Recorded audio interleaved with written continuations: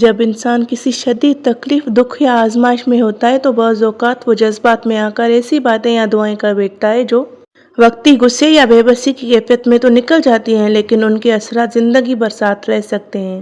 بسم اللہ الرحمن الرحیم۔ السلام علیکم۔ آئی ہوپ آپ سب ٹھیک ہوں گی۔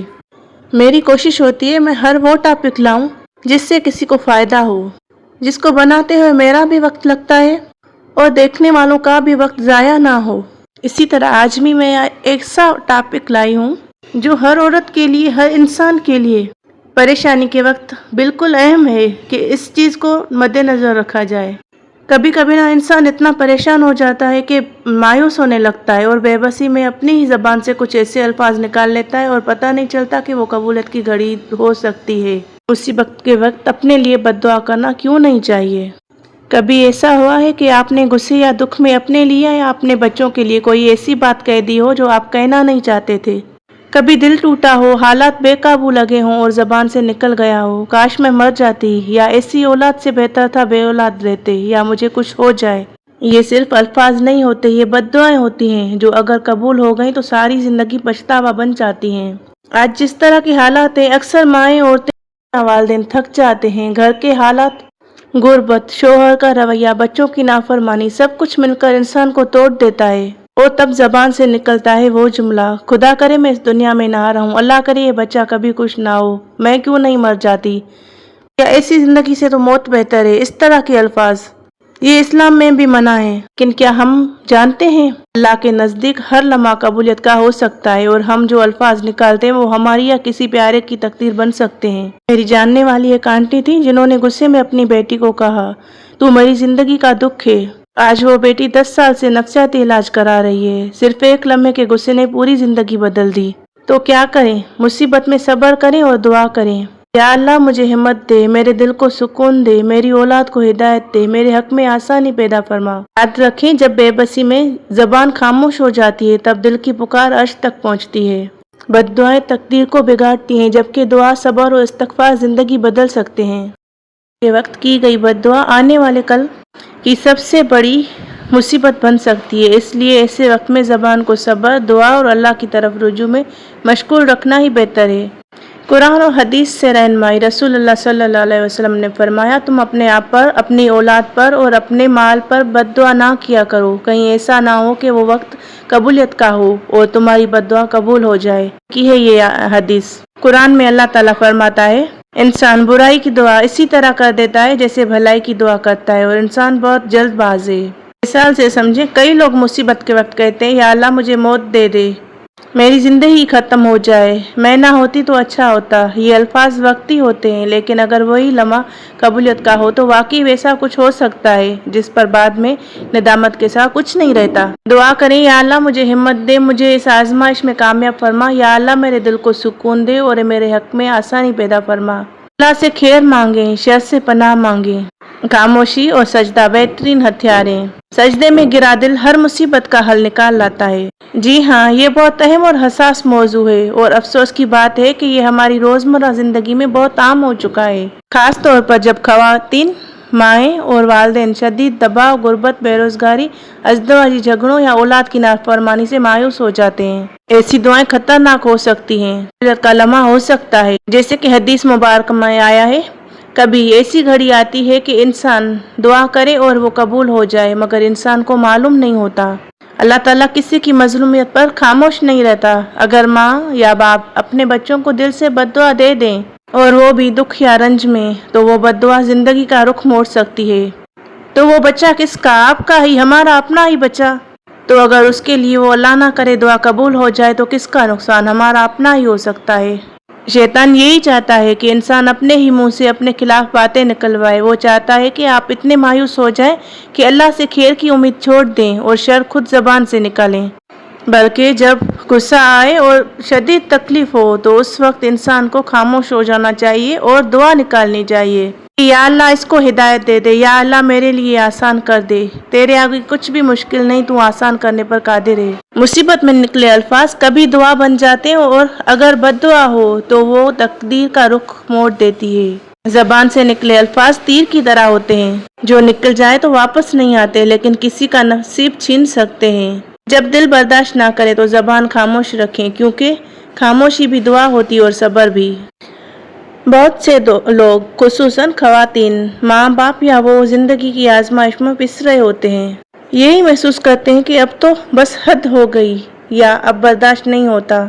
जब हालात से तंग आ जाएं तो क्या करना चाहिए, ये सिर्फ एक जज्बाती सवाल नहीं बल्कि एक रूहानी, नफ्सियाती और अमली ज़रूरत है। नंबर 1, सबसे पहले दिल का बोझ अल्लाह के सामने रखें। सजदा करें, रोएं, बोलें, अल्लाह ताला सुनने वाला और तू सब जानने वाला है। ए अल्लाह, मैं कमज़ोर हूँ, हिम्मत दे, मैं बिखर रहा हूँ, मुझे थाम ले। ए दिल जिसने सबका बोझ उठाया है, चल अब खालिद के सामने झुक जा, सजदे में गिर जा, वही काफ़ी है। नंबर 2, अपने दिल की हालत लफ्ज़ों में निकालें, लिखें या बात करें। एक डायरी रखें या किसी काबिल एतमाद इंसान से बात करें। जो कुछ दिल में है उसे दबाने के बजाय इज़हार करें। ये क्यों? क्योंकि दबाया गया दुख अंदर ही अंदर इंसान को तोड़ देता है। नंबर 3, अपनी हालत का मुवाजना दूसरों से ना करें। सब खुश हैं, मेरे साथ ही क्यों ऐसा होता है, ये सवाल सिर्फ दिल को जलाता है। बल्कि उसकी जगह कहें, शायद मेरे रब ने मुझे खास बनाकर आजमाया है ताकि मेरा मकाम बुलंद करे। और याद रखें, आजमाइशें उन्हीं पर आती हैं जिनको अल्लाह ताला ने खास बनाया होता है और उनके लिए खास रखा हुआ होता है। आजमाइशें सभी पर नहीं आती, खास बंदों पर आती हैं। नंबर 4, आजमाइश को इस्लाह का मौका समझें। ये वक्त मुझे खुद को पहचानने, सब्र सीखने और अल्लाह के करीब जाने का मौका दे रहा है। आजमाइश में जो फल मिलता है वो आराम के दिनों में नहीं मिलता। और 5, इस्तग़फ़ार, दुरूद और दुआ की आदत बना लें। इस्तग़फ़ार वो कुंजी है जो बंद दरवाजे खोलती है। अस्तग़फ़िरुल्लाह रब्बी मिन कुल्लि ज़ंबिन व अतूबु इलैह। खुद पाक अल्लाहुम्मा सल्लि अला मुहम्मद व अला आल मोहम्मद। याद रखें, दुआ का असर फौरी नजर नहीं आता, मगर तकदीर खामोशी से बदलती जाती है। नंबर 6, कामयाबी का राज, थोड़ा सब्र, थोड़ी खामोशी और बहुत सारी दुआ। खामोशी से की गई दुआ तकदीर को शोर मचाकर बदल देती है। आखिर में एक जुमला और ख़ास जुमला, अगर तुम्हें अपने हालात से नफरत होने लगे तो वही वक्त है जब अल्लाह तुम्हें बदलने वाला है, थोड़ा और सब्र कर लो।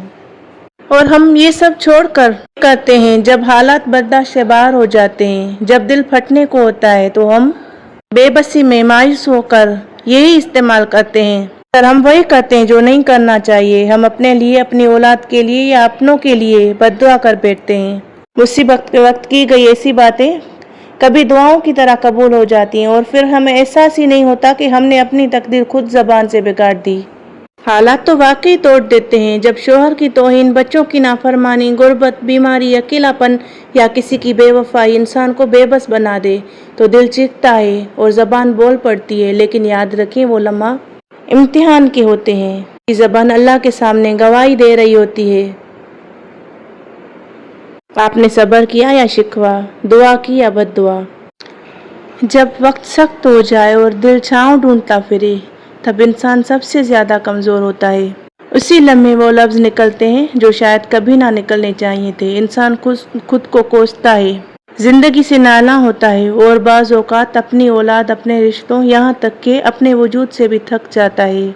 लेकिन ये थकन, ये बेबसी दरअसल रब का एक पैगाम होती है। वो चाहता है कि तुम ज़बान से नहीं, दिल से पुकारो।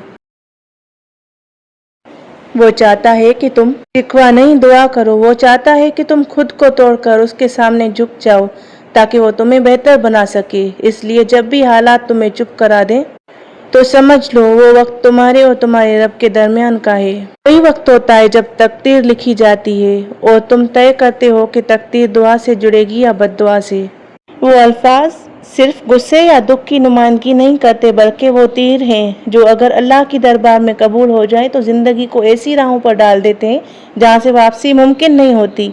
इंसान थक जाता है, लेकिन वो नहीं जानता कि थकने के बाद जो सब्र आता है वही असल कुर्बत खुदा का रास्ता है। अगर तुम्हारी ज़बान दुआ की ताकत से लबरेज हो जाए तो तुम्हारा हाल बदल सकता है, लेकिन अगर वही ज़ुबान बद्दुआ में भीग गई तो शायद तुम्हारा कल भी।